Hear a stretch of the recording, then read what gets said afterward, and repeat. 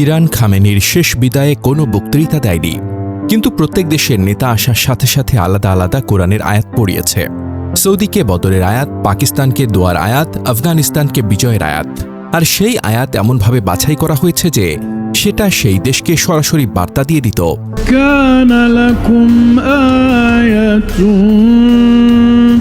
সবচেয়ে বড় চমকটা হয়েছে সৌদি আরবের সাথে।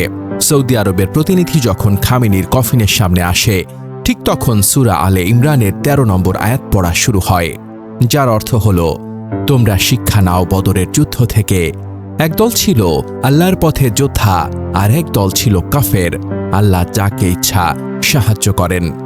বদরের যুদ্ধের প্রসঙ্গ তুলে ইরান স্পষ্ট করে দিয়েছে, আমরা আল্লাহর পথে লড়াই করছি। যারা আমাদের সাহায্য করেনি বা শত্রুর পক্ষে ছিল, তারা সেই কাফের দলের মতো। সৌদি আরব সাম্প্রতিক যুদ্ধে ইরানের পাশে না দাঁড়িয়ে চুপ করেছিল বা অন্যদের সাহায্য করেছে। এই আয়াত শুনে সৌদি প্রতিনিধিরা চুপ হয়ে গিয়েছিল। বাংলাদেশের স্পিকার মেজর হাফিজের সামনে তেলাওয়াত করা হয় কুরআনের সূরা আল আহজাব আয়াত ২৩। আয়াতের অর্থ হল, মুমিনদের মধ্যে এমন অনেক ব্যক্তি আছেন যারা আল্লাহর সঙ্গে করা অঙ্গীকার সত্যে পরিণত করেছেন। তাদের কেউ নিজের অঙ্গীকার পূর্ণ করেছেন, আর কেউ সেই সময়ের অপেক্ষায় আছেন। তারা তাদের অঙ্গীকারে সামান্যতম পরিবর্তন আনেননি। বিভিন্ন পর্যবেক্ষক মনে করেন, বাংলাদেশের প্রতিনিধি দলের সামনে এই আয়াত তিলাওয়াতের মাধ্যমে অঙ্গীকার, দৃঢ়তা, আত্মত্যাগ এবং আদর্শের প্রতি অবিচল থাকার বার্তা তুলে ধরা হয়েছে। লেবাননের প্রতিনিধিদের সামনে তেলাওয়াত করা হয় সূরা মুহাম্মদ আয়াত ৩৭ থেকে ৩৮। এই আয়াতে বলা হয়, যখন মানুষের কাছে ত্যাগ বা সহযোগিতা চাওয়া হয়, তখন কেউ কেউ কৃপণতা করে। পর্যবেক্ষকদের মতে এটি দায়িত্ব পালনে উদারতা ও আত্মত্যাগের গুরুত্বের প্রতি ইঙ্গিত হতে পারে। হিজবুল্লাহর প্রতিনিধিদের সামনে তেলাওয়াত করা হয় সূরা আলে ইমরান আয়াত ১৩৯। অর্থ, তোমরা দুর্বল হইও না, দুঃখিত হইও না। যদি তোমরা মুমিন হও, তবে তোমরাই বিজয়ী। এই আয়াতকে অনেকেই কঠিন সময়ে ধৈর্য, সাহস ও মনোবল ধরে রাখার আহ্বান হিসেবে ব্যাখ্যা করেছেন। ইয়েমেনের হুথি প্রতিনিধিদের সামনে তেলাওয়াত করা হয় সূরা আলে ইমরান আয়াত ১৪৬।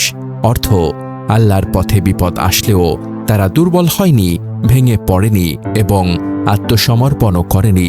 এই আয়াত সংগ্রামে ধৈর্য ও অবিচল থাকার প্রশংসা করে।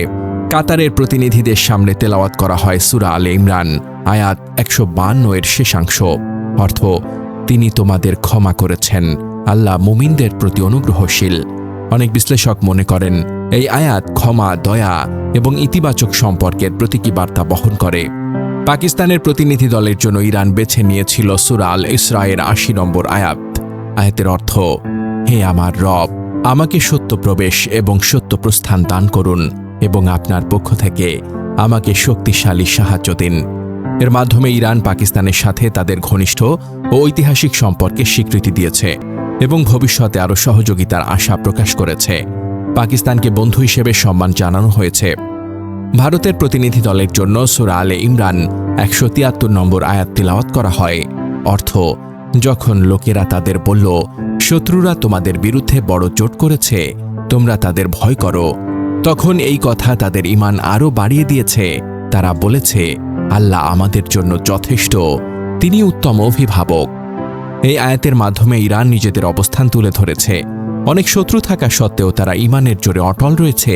ভারতকেও এই দৃঢ়তার বার্তা দেওয়া হয়েছে।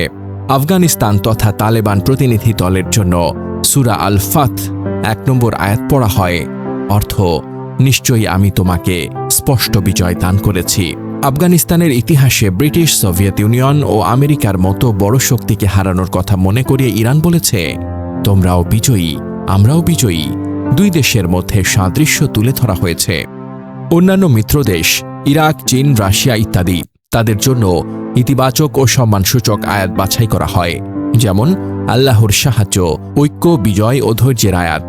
এতে বোঝানো হয় যে যারা কঠিন সময় ইরানের পাশে ছিল, তাদের ইরান কৃতজ্ঞতার সাথে স্মরণ করছে। ইরান এই অনুষ্ঠানকে শুধু শোকসভা বানায়নি, বরং একটি শক্তিশালী কূটনৈতিক মঞ্চ বানিয়েছে। কোনো দেশকে সরাসরি আক্রমণ না করেই তাদের অবস্থান স্পষ্ট করে দিয়েছে। ধর্মীয় সম্মানের আড়ালে রাজনৈতিক বার্তা পৌঁছে দিয়েছে। বিশ্বকে দেখিয়েছে যে খামেনির মৃত্যুর পরও ইরান দুর্বল হয়নি, বরং আরও চতুর ও শক্তিশালী হয়ে উঠেছে। ইরানের জনগণ ও নেতৃত্বের গভীর জ্ঞান, কুরআনের প্রতি দখল এবং কূটনৈতিক মেধার পরিচয় দিয়েছে। এক কথায় ইরান প্রমাণ করেছে শুধু অস্ত্র দিয়ে নয়, জ্ঞান, বুদ্ধি ও কুরআনের সঠিক ব্যবহার দিয়েও একটা দেশ বিশ্বের সামনে শক্তি দেখাতে পারে। এই ঘটনা ইরানের ইতিহাসে এক অনন্য নজির হয়ে থাকবে। আল্লাহ আমাদের সবাইকে সঠিক জ্ঞান ও বুদ্ধি দান করুন। আমিন।